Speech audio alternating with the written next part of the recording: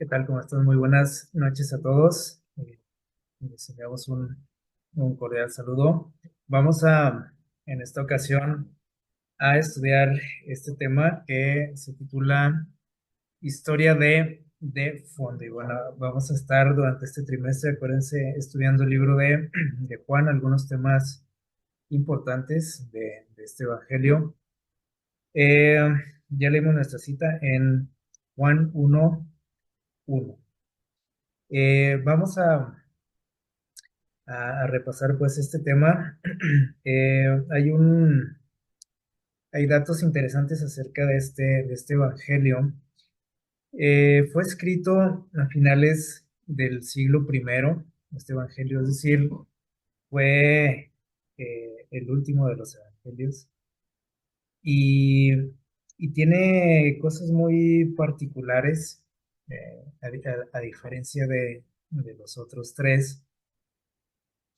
Fue dirigido ya, bueno, para empezar, como que el tiempo en el que fue escrito, bueno, ya nos indica que prácticamente todas las personas que habían convivido con Jesús, pues ya habían fallecido, ya no estaban en este mundo. Entonces, el compartir la palabra de Dios, aparte, se estaba ¿cómo les diré? Pues estaba cambiando la manera, ¿no? De compartir el mensaje porque, pues, el mundo estaba cambiando. Ya para empezar, el mundo o los cristianos, la iglesia cristiana, ya no se encontraba nada más en Israel, ¿sí? O en Judá, sino que se había esparcido, ¿no? Por todo el imperio romano. Entonces, eh, prácticamente este evangelio fue escrito para un tipo diferente de persona, eh, para una sociedad, pues sí, del Imperio Romano, pero que estaba, bueno, ustedes saben, ¿no? Cómo era la sociedad de ese tiempo, las creencias, las costumbres. Era una sociedad que, hablando espiritualmente, pues era politeísta, ¿sí? Tenía mucha influencia, por ejemplo, de los griegos todavía, de la filosofía. Entonces, por ejemplo, Pablo pues se enfrentó a este tipo de situaciones, ustedes recuerdan también. Y, y aparte, pues ya, les digo, ya no era lo mismo, ¿no? Predicarle o hablarle a judíos que conocían la historia, ¿no? De la Biblia, que conocían las profecías acerca de un Mesías. Esta sociedad a la que Juan dirige este evangelio es una sociedad que no conocía nada de profecías, ni qué era el Mesías o quién era, ni tenía la necesidad de uno, ¿sí? Como el pueblo judío. Y bueno, otro detalle, por ejemplo, es que Juan nos presenta este evangelio eh, desde un punto de vista, dice aquí, o una perspectiva eterna. Él no comienza su relato con el nacimiento de Jesús, como los otros evangelios que nos hablan de cómo nació, ¿no? De que todo el entorno, ¿no? Este, de de María, José, el pesebre, de los pastores, de los reyes de Oriente, etcétera. Todo lo relacionado a la Navidad, ¿no? Juan comienza su evangelio de una manera muy distinta, muy particular. Les menciono aquí, dice, desde una perspectiva eterna, ¿sí? Entonces, les digo, todo esto orientado al tipo de personas, ¿no? Al que iba a llegar o al que quería que llegara este mensaje. Y entonces, bueno, ya con este contexto, podemos entrar en materia, ¿no? Hay un término muy conocido, creo que por la mayoría, un término que Jesús utilizaba para referirse a sí mismo, que era el Hijo del Hombre, ¿se acuerdan? de esa expresión, de ese apodo, ¿no? Que él se puso, el Hijo del Hombre. Bueno, se menciona por ahí más de 70 veces, o sea, que Jesús se refería a él como el Hijo del Hombre. ¿Qué significa esto? ¿Qué significa el Hijo del Hombre? Si vamos por ahí al Salmo 8, les voy a invitar a que me acompañen por ahí en Salmo 8, los versículos 3 y 4. Esto nos puede dar un poquito más de idea, ¿no? ¿A qué se refería Jesús? Porque es una expresión así un poquito rara, ¿no? Para nosotros. Como él se autodenominaba el Hijo del Hombre. Miren lo que dice aquí el Salmo 8, 3 y 4. David escribe aquí, hace una exclamación aquí, dice, cuando veo los cielos, obra de tus dedos, la luna y las estrellas que tú formaste, pienso que es el hombre para que tengas, dice, de él memoria, y el Hijo del Hombre para que lo visites. Aquí David se queda maravillado ah, para empezar, de la grandeza de Dios, ¿no? Dice que al ver eh, el universo, o sea, al ver, dice, el cielo, las estrellas, eh, él se queda maravillado de la grandeza de Dios. Y a la vez, está como perplejo, ¿no? También por ver la insignificancia del ser humano, ¿sí? La fragilidad del ser humano, ¿cómo podríamos decir? Eh, lo corto que es nuestra vida, también él lo expresa, ¿no? En algunos salmos.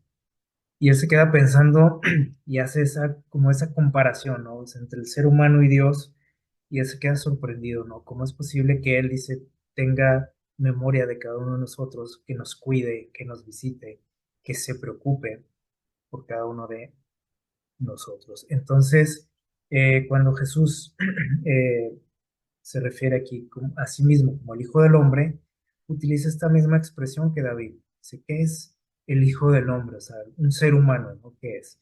Entonces Jesús eh, se identificaba, ¿sí? Como un ser humano común y corriente, como cualquiera de nosotros, ¿sí? Con todas nuestras eh, debilidades, problemas, fragilidades.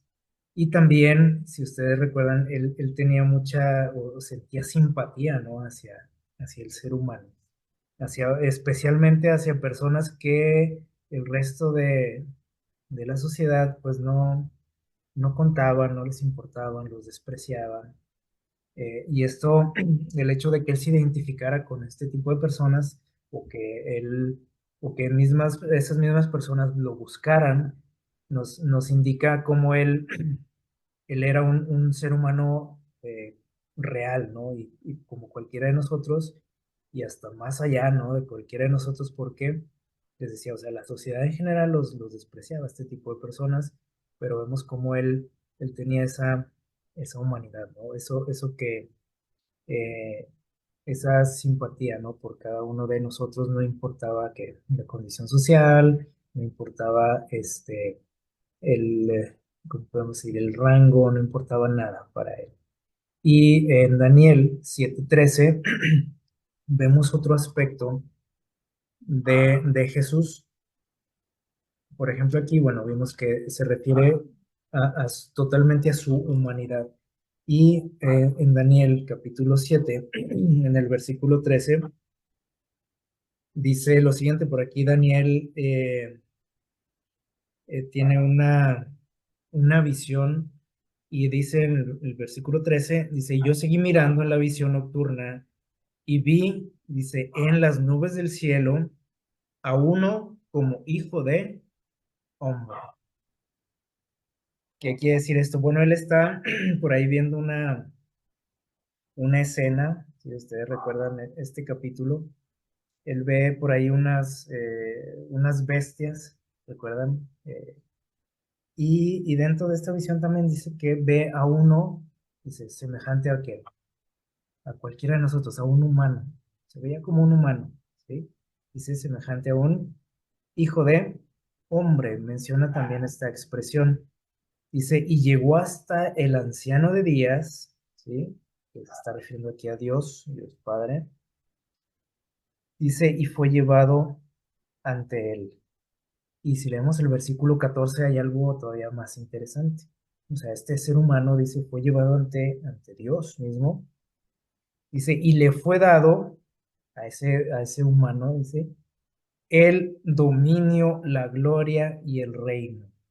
Y todos los pueblos y naciones y lenguas le sirvieron.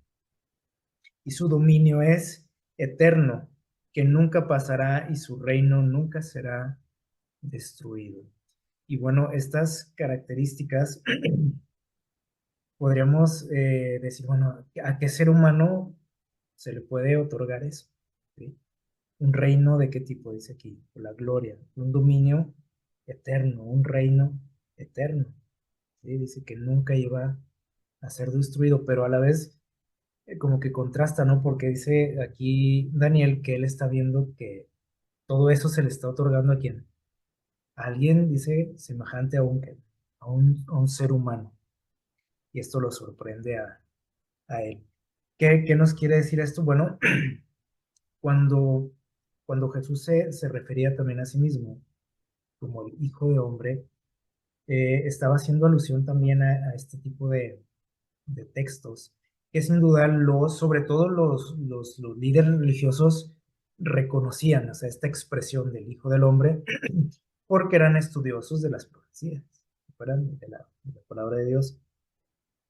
Entonces, sin duda habían leído esta expresión en algún momento y el hecho de que Jesús se autonombrara así, ¿qué estaba diciendo? Que él era quién? El Mesías, ¿sí? Que él era de ese de quien hablaban los profetas. Y esto, bueno, acuérdense que pues, no les gustaba para nada, ¿no? A los líderes. Pero bueno, esta expresión de Hijo del Hombre nos muestra dos facetas, ¿no?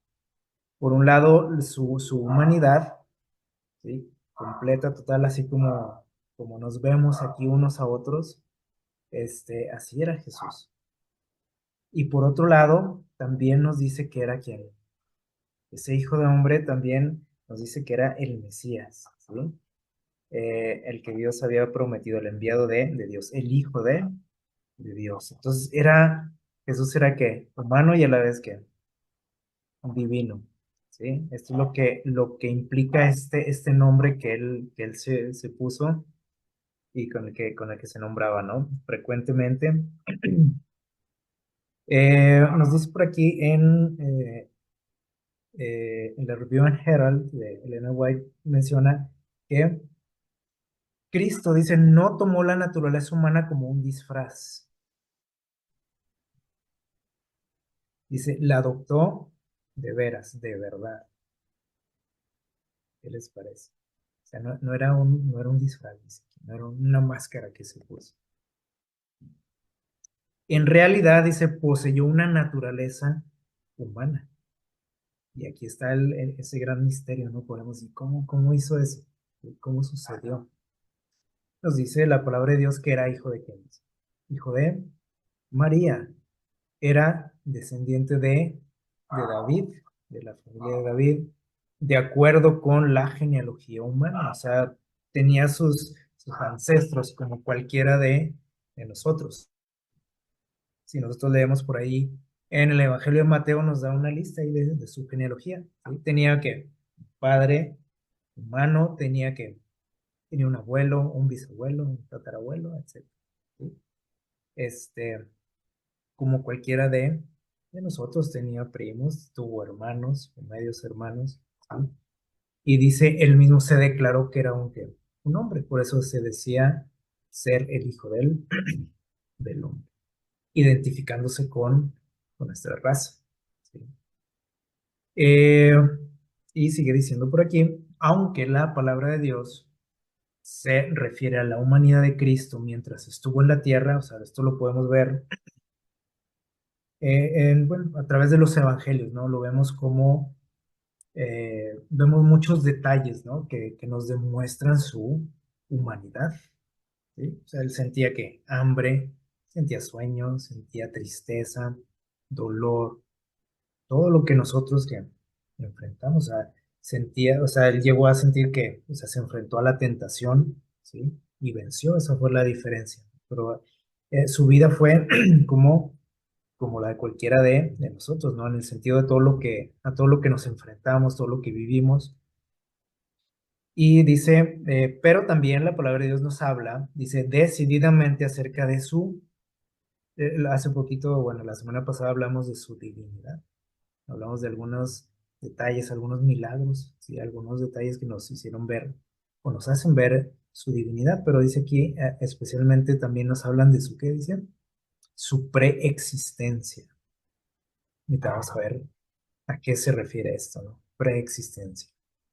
La palabra dice aquí verbo, que ahorita leímos en nuestra cita de Juan 1:1, dice la palabra, o el verbo, dice otras versiones, existía, dice ese texto, dice, como un ser divino, como él mismo, como el mismo dice, hijo de Dios, en unión con su Padre y siendo uno con él. Desde la eternidad se constituyó en, dice, mediador del pacto. ¿Cuál pacto? Bueno, ustedes recuerdan aquel pacto que Dios hizo con Abraham. Dice, la persona dice, en quien serían benditas todas las naciones. ¿Se acuerdan? Eso que se le prometió a Abraham. Dice, tanto judíos como gentiles, si tan solo lo aceptaran. Y bueno, aquí en San Juan, capítulo 1, vamos a analizar un poquito aquí algunos textos. En San Juan 1, del 1 al 14, vamos a darle lectura, así de manera eh, rápida para recordar lo que nos dice por aquí. Juan 1, del 1 al 14, dice, en el principio existía el verbo y el verbo estaba con Dios y el verbo era Dios. Bueno, hasta aquí como que todavía no nos deja mucho, o no nos deja muy en claro, ¿no? A qué se refiere, pero dice, desde el principio estaba con Dios. Acuérdense, se está refiriendo aquí, dice, al verbo o la palabra, ¿no? Dice, desde el principio estaba con Dios. Eh, todas las cosas fueron hechas por Él, ¿sí? Por ese verbo y por esa palabra. Dice, y nada de lo que fue hecho existe sin Él. En Él estaba la vida, dice, y esa vida era la luz de los hombres. Cuando habla aquí de la luz, pues se refiere al conocimiento de Dios, ¿sí? Eh, dice, dice, y la luz resplandece en las tinieblas, y las tinieblas no la vencieron. Y dice, hubo un hombre enviado por Dios llamado Juan, y este vino, dice, como un testigo para dar testimonio de la luz, ¿sí? Para que todos le creyesen, dice, por medio de él. Y él, pero sin embargo, dice, él no era que la luz, Juan no era la luz, dice, sino que vino a dar testimonio de la luz. Y aquel verbo, y aquí nos empieza ya a aclarar un poquito más, dice, aquel verbo del que estamos hablando desde un principio, dice, era la luz verdadera, ¿sí? Es decir, fue el que vino a traernos un conocimiento completo de quién, de Dios, de quién es Dios, de cómo es Dios, de lo que significamos para Dios. Dice, Él era la luz verdadera que alumbra a todo hombre que viene a este mundo. En el mundo estaba, aunque el mundo fue hecho por Él. Aquí es donde está medio extraño, ¿no? Dice, como estaba en el mundo, dice, pero el mundo a la vez fue hecho por Él, por este personaje, ¿sí? Y dice, pero el mundo, dice, no le reconoció, no supieron quién era. O sea, cuando estuvo aquí, dice Juan, nos pasó de noche. Dice, vino a lo que era suyo, o sea, vino por lo suyo. ¿Qué es lo que es suyo? Pues nosotros, ¿sí? Los seres humanos, dice, pero los suyos no lo conocieron. Vino a visitarnos, como dijo el rey David, y no nos dimos cuenta, ¿sí? Eh, Dice el versículo 12, dice, pero todos los que le recibieron, porque hubo gente, hubo personas que sí lo reconocieron, que lo recibieron, incluso cuando él nació, ¿se acuerdan? Hubo algunas personas ahí que estaban atentos a este acontecimiento. Dice, a todos ellos les dio el derecho de ser hijos de Dios. Y aquí también ya entramos nosotros, ¿sí? A todos los que le hayamos recibido, a los que hayamos creído en Él. Dice, estos son los que no nacieron de sangre ni por impulso de carne, dice, sino de perdón, ni por el deseo de un varón, sino de Dios. Es decir, aquí habla de un nuevo nacimiento, ¿sí? Y este versículo, el que sigue, el versículo 14, es clave y probablemente uno de los más importantes que están en la palabra de Dios. Dice, y el verbo se hizo carne y habitó entre nosotros, dice, lleno de gracia y de verdad. Y vimos su gloria, gloria que como único hijo, dice, recibió del Padre. ¿Qué les parece? Y bueno, podremos decir, bueno, pero ¿de quién habla, no? Probablemente nosotros estamos seguros, ¿no? De que, bueno, decimos o hemos escuchado, bueno, habla de Jesús, pero aquí en ningún momento nos menciona a Jesús, ¿sí? Sin embargo, les digo, la forma en la que lo escribe Juan tenía un propósito especial, una intención, ¿sí? Él quería que llegara este mensaje a cierto tipo de personas.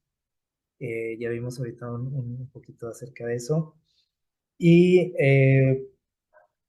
presenta así a Jesús. No, no lo menciona por su nombre, da por ahí unos destellos, ¿no? De quién era para que la gente pensara un poco, reflexionara, y utiliza por aquí unas palabras, a lo mejor para nosotros extrañas, ¿no? Como eso del verbo o la palabra, la luz, ¿sí? A lo mejor les digo, a nosotros nos suena todo eso muy raro, ¿no? A lo mejor nos cuesta un poquito de trabajo así comprenderlo, tenemos que releerlo tal vez, pero a la gente a la que fue, para que fue escrita así directamente, la gente entendía muy bien, ¿sí? Porque miren, cuando menciona Juan, aquí esta palabra verbo o palabra, que así se traduce, ¿no? En algunas de nuestras Biblias, utiliza la palabra griega logos, hace poquito hablamos de esto. ¿Qué significaba esta palabra logos? Tenía muchos significados, ¿sí? Especialmente para el pueblo, o para esa sociedad, ¿sí? Que hablaban griego, ¿sí? Que estaban muy relacionadas con este idioma. Entonces, para ellos, cuando escuchaban esta palabra, logos, ¿sí? Que nosotros decimos verbo, palabra, como que no nos dice mucho a nosotros. Por eso les menciono, ¿no? Que nos cuesta trabajo comprender muchas veces estos textos, pero la gente lo entendía muy bien porque conocían el significado de esta palabra. Probablemente puedes decir, no, yo nunca había escuchado logos, que no se refiere a un logotipo, ¿no? De aquí viene la expresión o la palabra que nosotros usamos como palabra, ¿no? De aquí surge, ¿sí? También algunas palabras, ¿no? Que tienen la terminación, logía en nuestro idioma, que vienen también de esta palabra, ¿no? Este, aquí están los significados, es como por ejemplo, un estudio, así lo catalogamos nosotros generalmente, ¿no? El estudio de algo, ¿sí? Este, eh, pero tiene muchos más significados, ¿sí? Por ejemplo, dice aquí, significaba pensamiento, el pensamiento de alguien, ¿sí?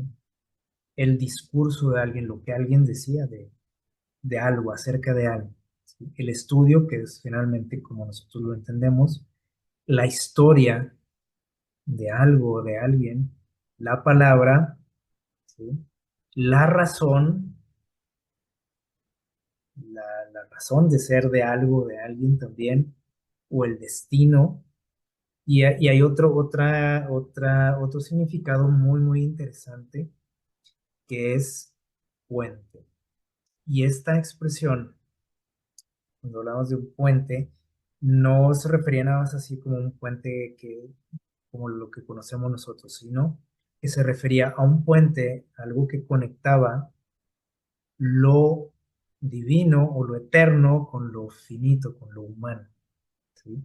Y esta expresión, por ejemplo, ese significado, ese concepto, a nosotros nos dice mucho también.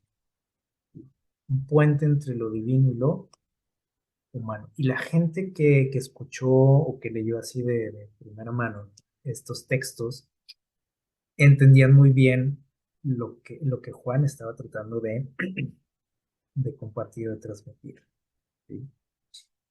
Para nosotros, a lo mejor les digo, no tiene mucho significado, ¿no? Así ya en nuestro idioma, cuando lo leemos, suena extraño, o estas comparaciones o expresiones, pero estas personas lo entendían muy, muy bien, ¿vale?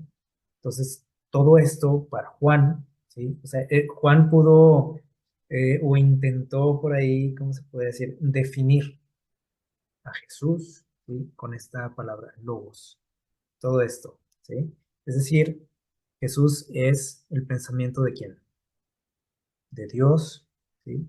O nos vino a compartir el pensamiento de Dios, lo que Dios dice, su discurso, es un estudio de quién? De Dios, es la historia de Dios, es la palabra de Dios, la razón de ser de nosotros, nuestro destino y el puente o nuestro mediador, ¿sí?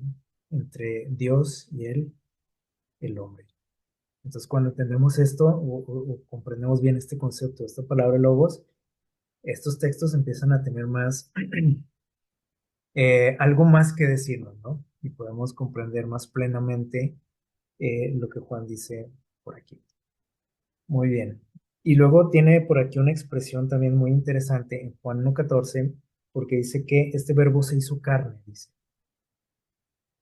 Y dice, habitó entre nosotros. Y aquí usa un verbo, cuando se refiere a habitar, usa un verbo Juan, viene en griego, que es skeinen. ¿Qué significa este verbo? Significa habitar en una tienda. ¿Y a qué nos suena esto de habitar en una tienda? Que Dios habitaba en una tienda. ¿Se acuerdan de esta imagen del santuario, de aquel tabernáculo? ¿Sí? ¿Qué quiere decir? Bueno, que ese tabernáculo, ¿sí? ¿Qué simbolizaba o a quién simbolizaba? A Cristo, el trabajo de Cristo, su misión, su obra, su plan que tenía para rescatarnos, ¿sí? Y que quería y que iba a venir un día que a vivir entre nosotros. Él lo simbolizó a través de esa tienda, de ese tabernáculo, pero un día vino en persona, ¿sí? Y aparte, este verbo, es keinen en griego, está relacionado con otro verbo o una palabra en hebreo que es shakan. Y de ahí viene una palabra que a lo mejor alguna vez hemos escuchado, la palabra Shekinah, que ¿a qué se refería esa palabra? ¿Se acuerdan? Era la presencia de Dios en este lugar, ¿sí? En forma de una nube, ¿se acuerdan? Así lo menciona por ahí Moisés en sus escritos. Se referían a la presencia de Dios como Shekinah y viene de esta palabra, ¿no? Shekinah. Y de ahí viene ese verbo, ¿sí? Que es habitar en una tienda. Entonces, este verbo, ¿sí? O sea, Jesús, Dios, vino, dice aquí, a habitar entre nosotros. A su presencia estuvo aquí entre nosotros de manera física. Nosotros podemos decir, bueno, pero la presencia de Dios pues está entre nosotros, sí, pero no la podíamos o no la podemos ver. Por ejemplo, el pueblo de Israel la podía ver mediante esa nube, ¿sí? Nosotros no tenemos ese privilegio tampoco, ¿no? Pero fíjense, la gente que vivía en los tiempos de Jesús lo pudieron ver con cara a cara. Entonces, todo esto es muy, muy interesante y nos hace entender, ¿no? Comprender mejor lo que nos dice Juan. Si vamos por allá al libro de Génesis, hay algo también más interesante por aquí. Génesis 1:1, el primer texto de la Biblia, dice, el texto original dice, en un principio creó Elohim, utiliza esta palabra, el texto original dice, creó Elohim los cielos y la tierra. En nuestras Biblias dice, creó Dios los cielos y la tierra. Y está bien, ¿sí? Pero el texto original dice, creó Elohim los cielos y la tierra. ¿Qué de raro hay en esto? ¿Sí? ¿O qué podemos entender aquí o aprender? Bueno, utiliza aquí una expresión que gramaticalmente puede sonar como incorrecta, porque está usando aquí un verbo en singular, creo, ¿sí? Y está usando un sustantivo en plural, que es Elohim. ¿Y por qué en plural? Bueno, porque el singular de esta palabra, cuando tú te refieres en singular a esta palabra, es él, ¿sí? Este, ¿Qué significa? Bueno, él era una forma en la que pues, el pueblo de Israel se refería a Dios, ¿sí? ¿Qué significa esta palabra? Significa fortaleza, majestad, sublimidad, ¿sí? Esa era la forma en la que se referían a Dios, ¿sí?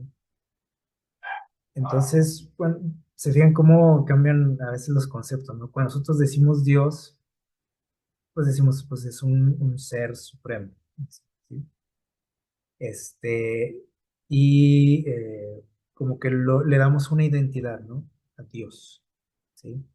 Para ellos era simplemente referirse a sus cualidades, también su fortaleza, su poder, su majestad, su sublimidad, pero lo utiliza esta expresión en plural, ¿sí?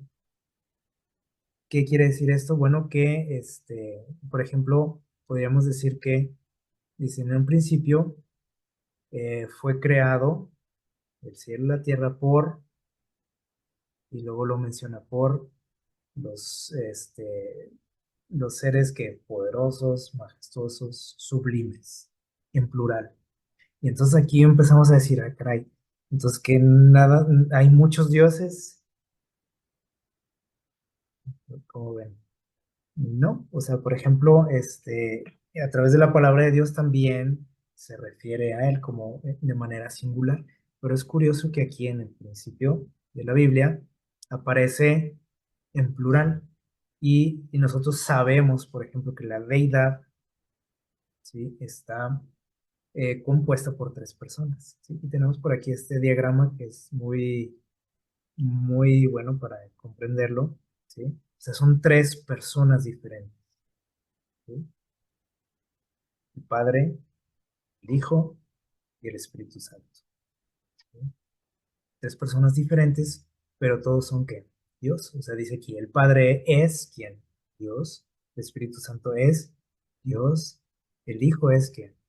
Dios. Pero el Hijo no es ¿quién? Dice aquí. No es el Padre. Y eso es donde a veces les digo como que nos confundimos, ¿no? Porque decimos, ¿cómo es que es un tres en uno? Como hemos escuchado, ¿no?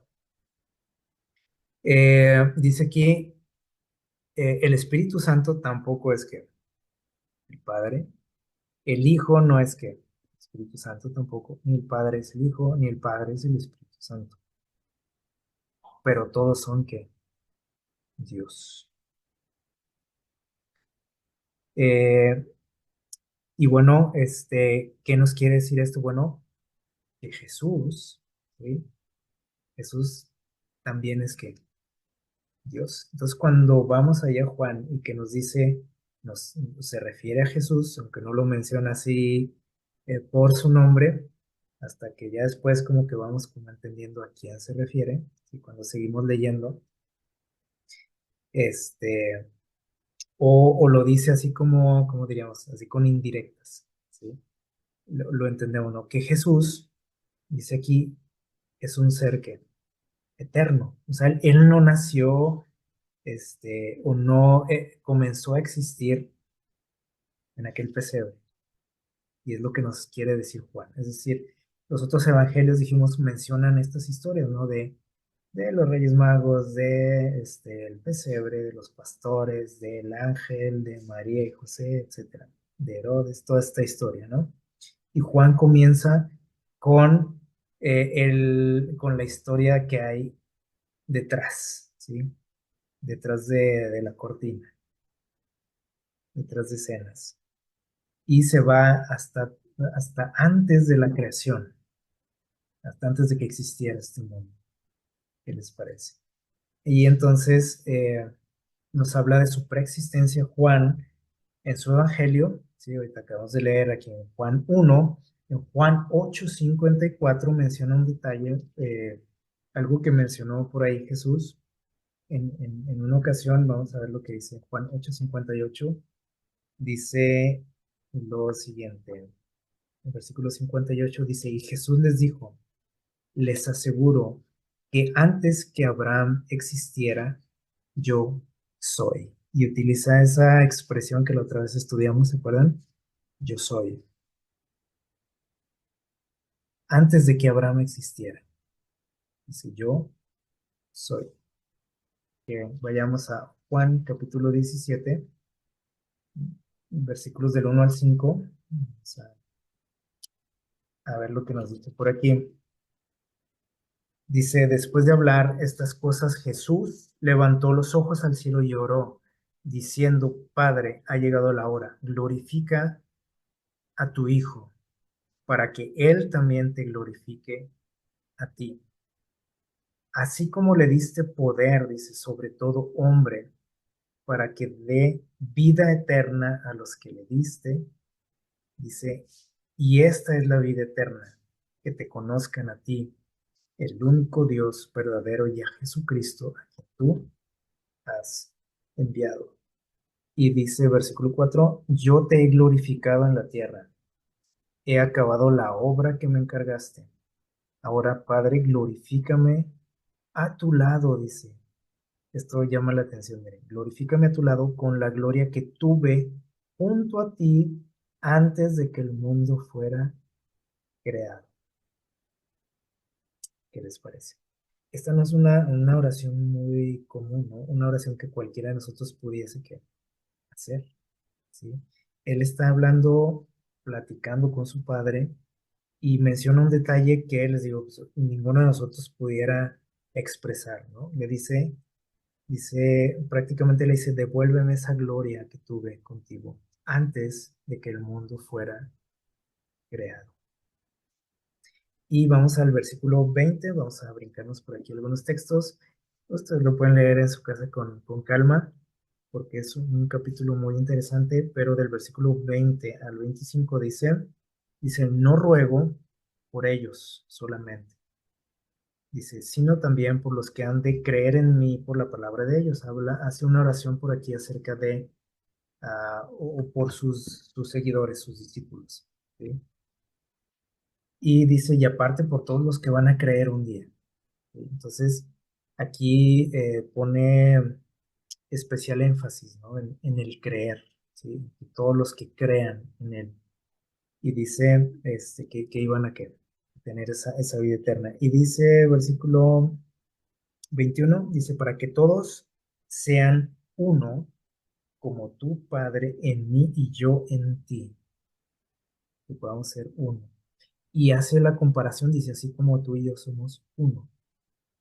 Y aquí es donde decimos, pero ¿cómo uno? ¿De qué está hablando aquí o cómo podemos entender esto que a veces nos cuesta trabajo? ¿Cómo podemos ser uno? Por ejemplo, ustedes y yo. ¿Cómo podríamos ser uno si somos completamente diferentes? Somos personas que somos individuos, ¿no? Somos aparte, ¿no? Somos personas diferentes. ¿Cómo podemos ser uno? Pues podemos ser uno, así decimos, ¿no? Esta expresión. ¿Podemos ser uno en qué? En ideales, en objetivos, en pensamiento.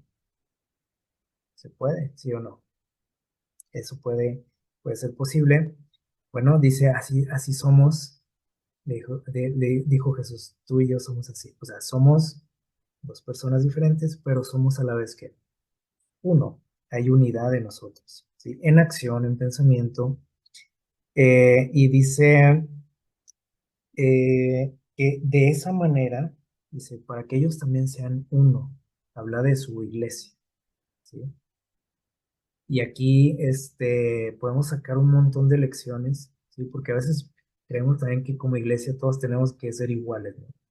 Hacer lo mismo todos, pensar igual, pero somos diferentes, ¿sí? Somos individuos, pero Dios quiere que seamos, que tengamos el mismo objetivo, algo en común, ¿no?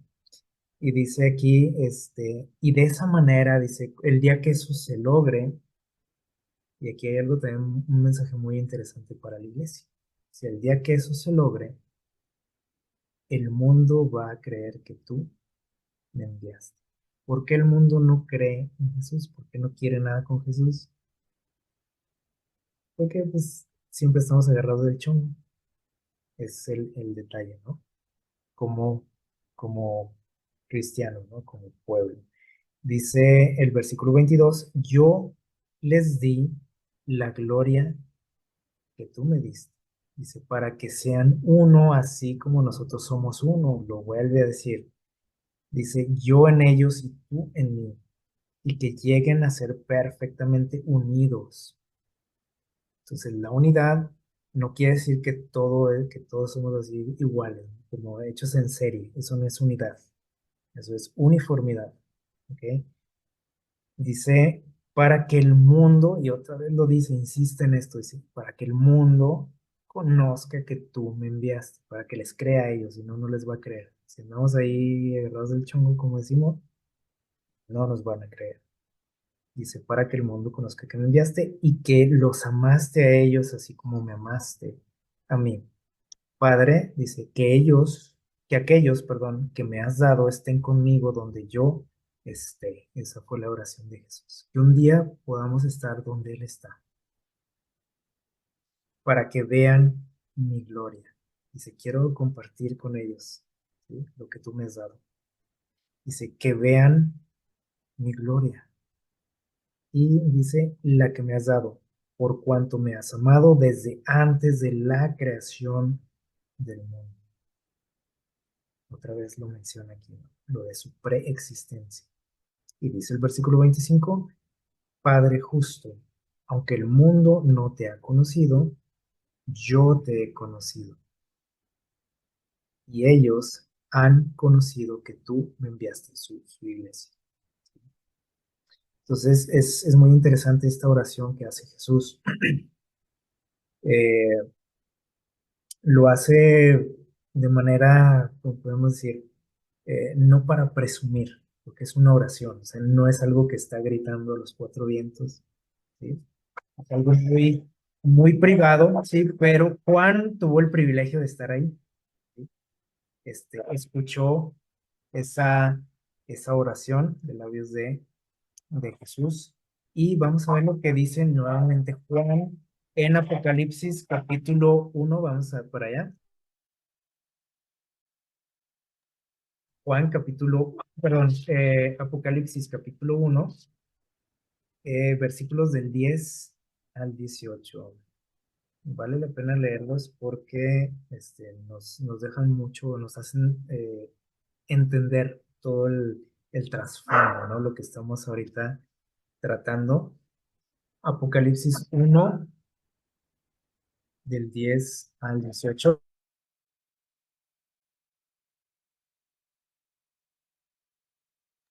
Dice, el versículo 10 dice, en el día del Señor caí en éxtasis, dice Juan, y oí detrás de mí una fuerte voz como de trompeta que dijo, escribe en un libro lo que ves y envíalo a las siete iglesias, a Éfeso, a Esmirna, Pérgamo, Tiatira, Sardis, Filadelfia y la Odisea. Dice, y me volví para ver quién hablaba conmigo. Y cuando me volteé, dice, vi siete candelabros, dice, de oro. Ah, dice, y entre los siete candeleros vi a uno semejante, ¿a qué dice ahí? ¿O a quién? Al Hijo del Hombre. Y cuando dice que era semejante, es que pues no estaba muy seguro, ¿no? O sea, él como que se le hizo familiar la persona a la que está viendo, como que se le hizo conocido, ¿sí? Le recordó a quién, a Jesús, ¿sí? Dice, era semejante al Hijo del Hombre. Nuevamente utiliza esta expresión. Y luego dice, no, dice, vestido de una ropa que le llegaba desde hasta los pies y tenía el pecho ceñido con una cinta de oro. Y su cabeza y sus cabellos eran blancos como la blanca lana y como la nieve, dice, y sus ojos eran como llama de fuego. Es decir, se le hizo conocido este personaje, pero a la vez, o sea, muy diferente a aquel Jesús con el que había convivido, con el que había estado viviendo, ¿no? Cara a cara. Eh, todos los días estuvo por ahí con él durante su ministerio, pero había algo muy diferente en él, ¿sí? Vean estas descripciones. Y dice, sus pies semejantes al bronce bruñido. Dice, acrisolado en un horno, su voz era como un estruendo de muchas aguas y tenía, dice, en su mano derecha las 7 estrellas y en su boca, de su boca salía una espada aguda de 2 filos y su rostro era como el sol cuando resplandece con toda su fuerza. Y cuando lo vi, dice, ¿cuál fue su reacción, ¿cómo puedo decir? La forma en la que, pues sí, en la que reaccionó, dice, caí como muerto, ¿sí? Dice a sus pies, pero él puso su diestra sobre mí y me dijo, no temas, porque yo soy el primero y el último. Soy el que vivo y que estuve muerto. Y ahí empieza ya Juan ¿cómo se puede decir? Le dice quién es realmente, ¿no? O sea, Juan tenía sus dudas hasta ese momento y dice, estuve vivo, que también estuve muerto, o sea, morí, pero dice ahora vivo por los siglos de los siglos. Y tengo las llaves de la muerte y del sepulcro. Escribe lo que ves ahora, dice, y lo que ha de suceder después. Eh, y bueno, hasta ahí le vamos a dejar. Entonces, se fijan cómo utiliza unas expresiones familiares. Por ejemplo, Juan dice que era semejante al hijo del hombre. Eh, Jesús le dice, no le dice soy Jesús, sino que le dice soy el que, dice, que vivo, que estuve muerto y que vivo por los siglos de los siglos. Y aquí hay algo interesante también para ver quién era ese personaje, ¿sí? Por si tenemos algo de duda. Isaías, en capítulo 42, el versículo 8, vamos a ver el libro de Isaías, 42, 8, dice lo siguiente. Isaías 42, 8. Dice, yo, el Señor, este es mi nombre. Dice, y a otro no daré mi gloria ni mi alabanza a esculturas. Ahorita acabamos de ver por aquí un texto en Juan 17 donde Jesús hace una oración y le pide a su Padre que le dé que le comparta de su gloria, ¿sí? O que le devuelva la gloria que tuvo antes de la fundación del mundo. Y aquí Isaías dice que su gloria no se comparte con quién, dice Dios, no la comparto con nadie. ¿Y cómo es que Jesús estaba participando de esa gloria si Dios no la comparte con nadie? Ah, porque Jesús es Dios, ¿sí? Y en Isaías 44, versículo 6, dice otra cosa muy interesante también acerca de lo que acabamos de leer. Jesús se presenta por ahí como el primero y el último, el alfa y la omega. Dice Isaías 44, 6, dice, así dice el Señor, el Rey de Israel, tu Redentor, el Señor Todopoderoso, dice, yo soy el primero y el último, y fuera de mí no hay Dios. Dice aquí que, ¿quién es el que está hablando? Dice, el Señor Todopoderoso. Y en Apocalipsis, ¿quién es el que está hablando? Es Jesús. ¿Sí?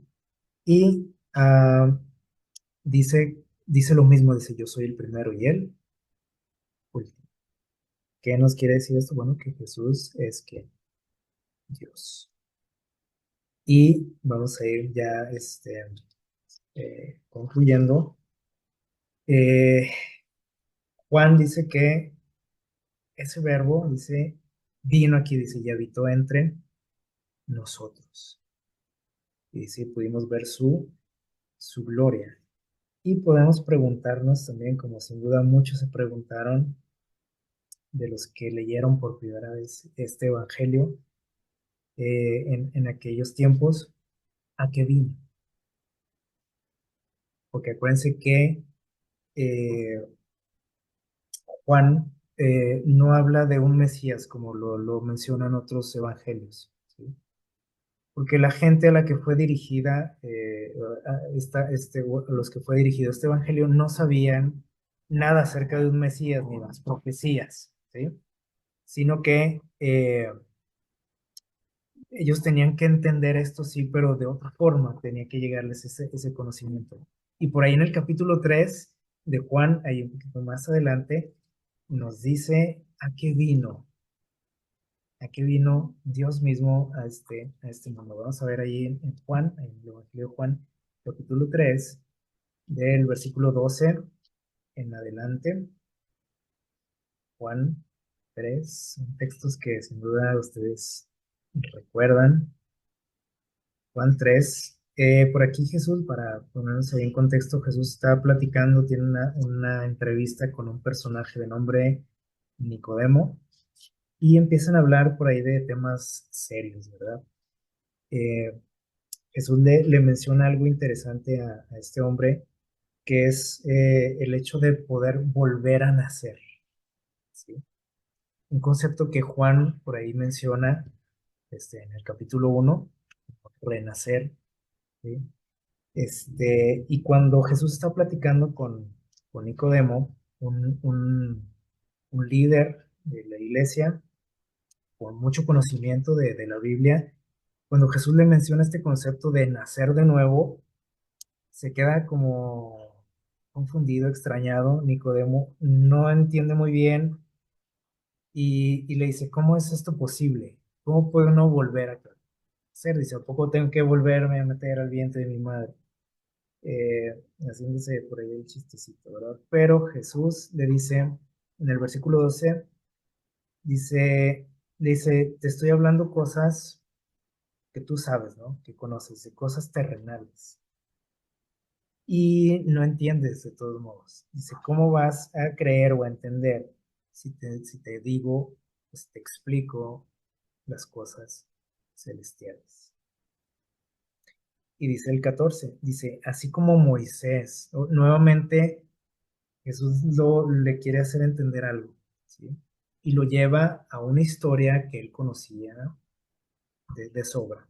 Dice, así como Moisés, acuérdate lo que has leído, lo que sabes, dice, como Moisés levantó la serpiente en el desierto, ¿recuerdan esa historia?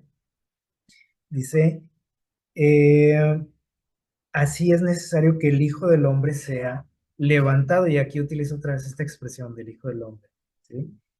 Dice, para que todo aquel que en él crea tenga vida eterna, ¿sí? Y entonces les digo, lo hace pensar o recordar un poquito aquella historia, lo que sucedió en el desierto, con aquella serpiente de bronce. ¿Se acuerdan que Dios le ordena a Moisés que construya para salvar la vida del pueblo que estaba siendo atacado por las serpientes del desierto y estaban muriendo muchos? Pero Dios les dice, si ustedes ven aquella serpiente, van a, ¿qué? Van a salvar su vida. ¿Por qué utilizó aquí la imagen de una serpiente? Puedo decir, si la serpiente es como la imagen, una figura del mal, ¿sí o no? Bueno, ¿qué quiere decir esto? Que Jesús se vino a ser ¿qué? Humano como cualquiera de nosotros, ¿sí? En quien cayó todo el pecado. O sea, se hizo pecado, dice por ahí un texto, ¿se acuerdan? Se convirtió en esa serpiente, en el pecado mismo. ¿sí? Y dice, para que todo aquel que en él crea, todos los que lo miren, dice, tengan vida eterna. Y entonces viene aquí el texto que todo el mundo conocemos, que dice, porque de esa manera, dice, amó Dios al mundo. ¿De qué manera? Bueno, Jesús está mencionando previamente que iba a ser ¿qué? Crucificado. Iba a ser asesinado de la peor forma posible que existía en ese tiempo. Dice, hasta ese punto, dice, llega el amor de quién? Dios por este mundo, ¿sí? Que, dice, estuvo dispuesto a dar a su Hijo para que todo aquel que no crea, dice, no se pierda, sino que tenga vida eterna. Dice, porque Dios, y aquí da algo más, una vislumbre más de quién es Dios, ¿sí? Algo que a veces choca, ¿no? Con nuestras ideas de Dios, porque dice, Dios no envió a su Hijo para qué, condenar al mundo. Dios no es así, aunque nosotros creamos o nos hayan hecho creer que así es Dios, dice, sino para que el mundo sea salvo por él. Entonces, bueno, esta fue la razón por la que Dios bajó a este, a este mundo. Y vamos a terminar con este texto de la Review and Herald también. Dice, desde el principio Dios y Cristo sabían acerca de la apostasía de Satanás. Sabían lo que iba a pasar, ¿no? Con, con este personaje, con Lucifer. Dice, y de la caída de Adán también ellos lo saben todo, ¿sí? Dice que se produciría como resultado del engañoso poder del apóstata, del enemigo. El plan de salvación se concibió con el fin de redimir a la raza caída y darle una nueva oportunidad, darnos una nueva oportunidad. Dice, Cristo fue destinado como un mediador, como un puente. Dice, ¿se acuerdan lo que significaba esa palabra logos que vimos ahorita? Un puente. Dice, este, dice, entre la creación de Dios y él, ¿sí? Dice, establecido desde los tiempos eternos, o sea, desde antes de la existencia de nuestro mundo, para ser nuestro sustituto y nuestra garantía. Desde antes de que el mundo fuera creado, dice, se decidió que la divinidad de Cristo debía ser velada. Él iba a renunciar a su divinidad para tomar la humanidad, ¿sí? Y Cristo dice, dijo, me has preparado un cuerpo, así, de carne y hueso, un cuerpo que sigue conservando hasta hoy. Pero dice, no vino en una forma humana, perdón, pero no vino en forma humana, sino hasta que el tiempo se hubo cumplido, ¿sí? Hasta ahí sucedió ese milagro, algo que no podemos entender cómo fue, ¿sí? Y entonces vino, dice, a nuestro mundo como un bebé en velo. Y esta es la historia de fondo, lo que está detrás de escena, de la cortina, que finalmente leemos, ¿no? En los evangelios, cuando viene Jesús, o que nace Jesús, por ahí en un pesebre, donde nace de manera muy humilde, en medio de muchos peligros, porque querían quitarle la vida, ¿se acuerdan? Pero Juan nos lleva a algo muy diferente, ¿sí? A una historia muy diferente, algo que va más allá de lo que ven nuestros ojos y nos lleva hasta la eternidad. Y podemos ver que ahí estaba también Jesús, ¿sí? A través de toda la historia de este mundo y desde antes de la fundación del mundo. Y cuando apareció aquí en este mundo, tenía un propósito muy especial, que era nuestra, nuestra salvación. Él hace una oración y dice, yo quiero que ellos estén conmigo. ¿Se acuerdan cómo dijo Jesús? Quiero que todos ellos estén conmigo, tú, yo y todos, ¿sí? Él pensó en cada uno de nosotros. Ojalá que todo esto que hemos repasado en esta noche nos sirva, nos ayude pues, a entender más claramente lo que es el plan de salvación. Que el Señor les bendiga.